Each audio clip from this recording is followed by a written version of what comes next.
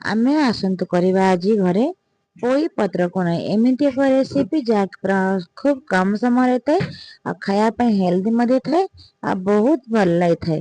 ଥରେ ଜାଣିବା ପାଇଁ ସମ୍ପୂର୍ଣ୍ଣ ଭିଡିଓକୁ ୱାଚ୍ କରନ୍ତୁ ଜାଣିପାରିବେ। ନମସ୍କାର, ଜୟ ଜଗନ୍ନାଥ, ଜୟ ମା ଗାୟତ୍ରୀ ମାନସ। ଆପଣଙ୍କୁ ସ୍ୱାଗତ କରୁଛି ରୋଷେଇ ୱିଥ୍ ମାନସରେ।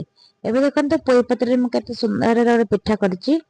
ଆଉ ଯଦି ମୋ ପାଖରେ ବଡ ବଡ ପୋଇ ପତ୍ର ଥିଲା ଆପଣଙ୍କର କେମିତି କଣ ଅଛି ଆପଣ କମେଣ୍ଟରେ କହିବେ। ଏବେ ଦେଖନ୍ତୁ ନମସ୍କାର, ମାନସ ଆପଣଙ୍କ ସହିତ ରୋଷେଇ ୱିଥ୍ ମାନସରେ। ଏବେ ଦେଖନ୍ତୁ ମୁଁ ପୋଇ ଗଛ ଦେଖେଇ ଦେଇଛି। ଦେଖନ୍ତୁ ମୋ ଗଛ ବଢି ଏଇ ଛାତ ଉପରେ ମାଟିରେ। ଆଉ ଏଇ ବଡ ବଡ ପତ୍ରକୁ ମୁଁ ତୋଳି ଆଣିଛି। ଯଦି ଆପଣଙ୍କର ବଡ ପତ୍ର ନାହିଁ ତାହେଲେ ଆପଣ ଛୋଟ ପତ୍ର ଆଣିପାରିବେ ମଧ୍ୟ। ଆଉ ଛୋଟ ପତ୍ର ଦି ଦିଟା ଆରାମସେ ମଧ୍ୟ କରିପାରିବେ। ଯେହେତୁ ମୋର ବଡ ପତ୍ର ତେଣୁକରି ମୁଁ ଗୋଟିଏ ପତ୍ରରେ ଆରାମସେ କରିପାରିଛି। ଆଉ ମୁଁ ଆଜି ନେଇଛି 8ଟି ପତ୍ର ପୁରା ନେଇଛି ଗଣି ଗଣିକା। ବଡ ବଡ ଯେତେ ପତ୍ର ସେଇ ଅନୁସାରେ ମୁଁ ନେଇଛି 8ଟି ପତ୍ର। ମୁଁ 8ଟି ପତ୍ରକୁ ନେଇନା କରିବି। ଯଦି ନାହିଁ ଦେଖନ୍ତୁ ଏଇ ଯୋଉ ଛୋଟ ଛୋଟ ପତ୍ର ଦେଖାଯାଉଛି ଆପଣ ସେଇ ଛୋଟ ପତ୍ରକୁ ନେଇକିନା କରିପାରିବେ।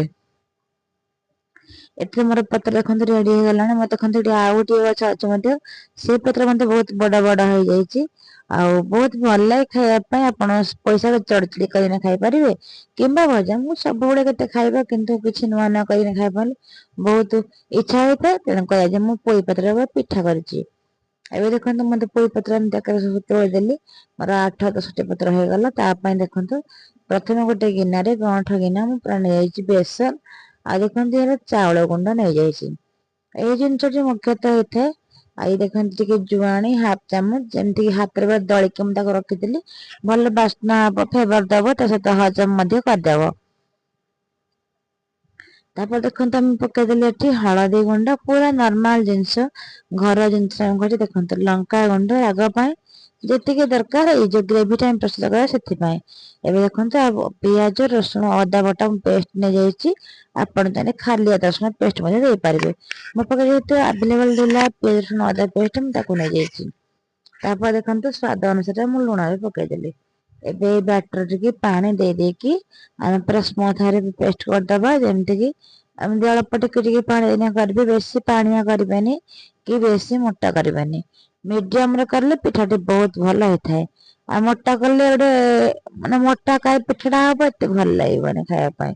ଆଉ ପୁରା ପତଳା ହେଲେ ଭଲ ଲାଗିବନି, ମିଡିୟମ ହେଲେ ପିଠାଟା ବହୁତ ଭଲ ଲାଗିବ। ଏମିତି ଟିକେ ଟିକେ ଆପଣ ପାଣି ଦେଇକି ବ୍ୟାଟରରେ ଗୋଳେଇ ଦେବେ।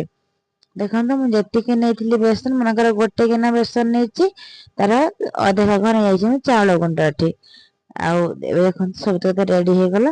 ବ୍ୟାଟର ଗୋଟେ ଭଲ ଭାବେ ଦେଖନ୍ତୁ ମୁଁ ଏବେ ଗୋଳେଇବା ଆରମ୍ଭ କରିଦେଇଛି। ଆଉ ଭଲ ଭାବେ ଗୋଳେଇ ସାରିଲା ପରେ ମୁଁ ଆପଣଙ୍କୁ ଦେଖେଇବି। ତାପରେ ପୁରା କମ ସମୟରେ ହେଇଯାଏ। ଆପଣ ବି ଭାତ ବି ଯାହା କେମିତି ବାଢିକି ମଧ୍ୟ ଏଇ ଜିନିଷଟି କରି ମଧ୍ୟ ଖାଇପାରିବେ।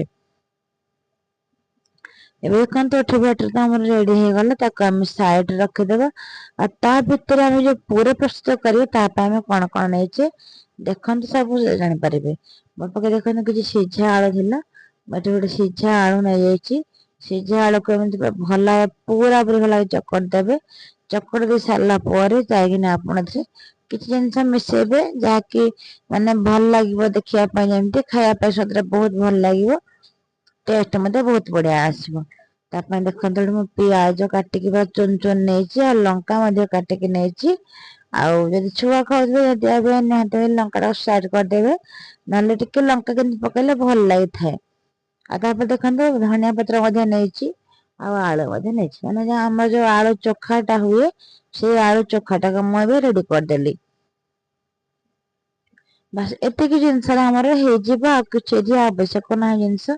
ଯଦି ଆପଣ ଚାହିଁଲେ ଚାଟ ମସଲା ମଧ୍ୟ ପକେଇ ପାରିବେ, ମ୍ୟାଗି ମସଲା ପକାନ୍ତି ପକେଇବେ, କିନ୍ତୁ ମୁଁ ଆଜି କିଛି ନେଇନି। ସିମ୍ପଲ ଭାବରେ କେବଳ ଆଳୁ ଚୋଖାକୁ କରିଦେଇଛି। ଆଳୁ ଚୋଖାକୁ ଆମେ ଏବେ ଦେଇକିନା ପୁର ଦେଇକି କରିବା।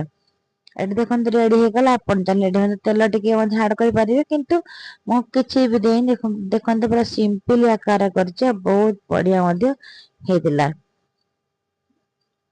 ଏବେ ଦେଖନ୍ତୁ ଗୋଟେ ପତ୍ରକୁ ଆମେ ନେଇଯିବା। ଦେଖନ୍ତୁ ଏଥିରେ ପୁରା ଅଳ୍ପ ଅଳ୍ପ ଦେଇକିନା ପତ୍ରକୁ ଏମିତି ଆକାର ଦେଇଦେବେ। ଯଦି ଆପଣଙ୍କ ପାଖରେ ଏମିତି ବଡ ବଡ ପତ୍ର ନାହିଁ, ତାହେଲେ ଛୋଟ ଛୋଟ 2ଟା ପତ୍ର ଅଛି, ତଳେ ଗୋଟେ ପତ୍ର ଦେଇକି ପୁର ଦେଇଦେବେ, ତା ଉପରେ ଗୋଟେ ପତ୍ର ଦେଇକି ଆମେ ବ୍ୟାଟରରେ ବୁଡେଇଦବା। ଦେଖନ୍ତୁ ମୋର ଯଦି ବଡ ପତ୍ର, ଗୋଟେ ପତ୍ରରେ ଆରାମସେ ହେଇଗଲା।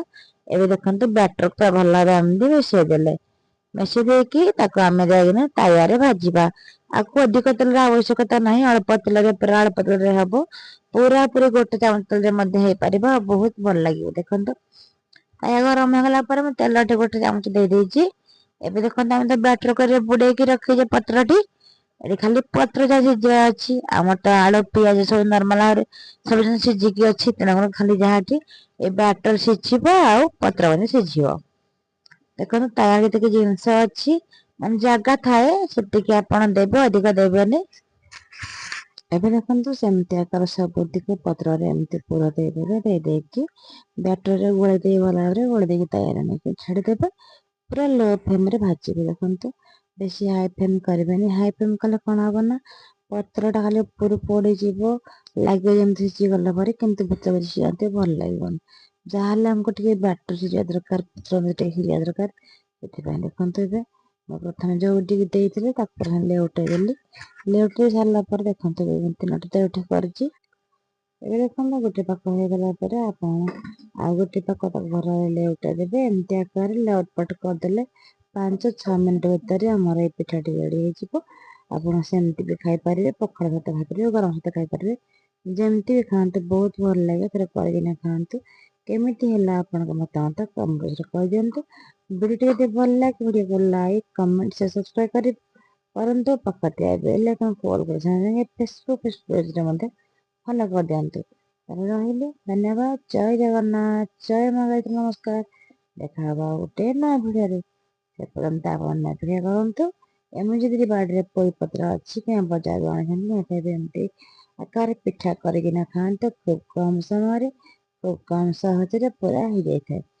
ଏବେ ଦେଖନ୍ତୁ ଟିକେ କଡା ଭଳିଆ ହେଇଗଲାଣି, ତାମାନେ ଆମର ଏଠି ପତ୍ର ସମ୍ପୂର୍ଣ୍ଣ ସିଝିକି ବ୍ୟାଟର ସିଝି ସାରିଲାଣି। ଆମର ଏଠି ପିଠାଟି ରେଡି ହେଇଗଲା।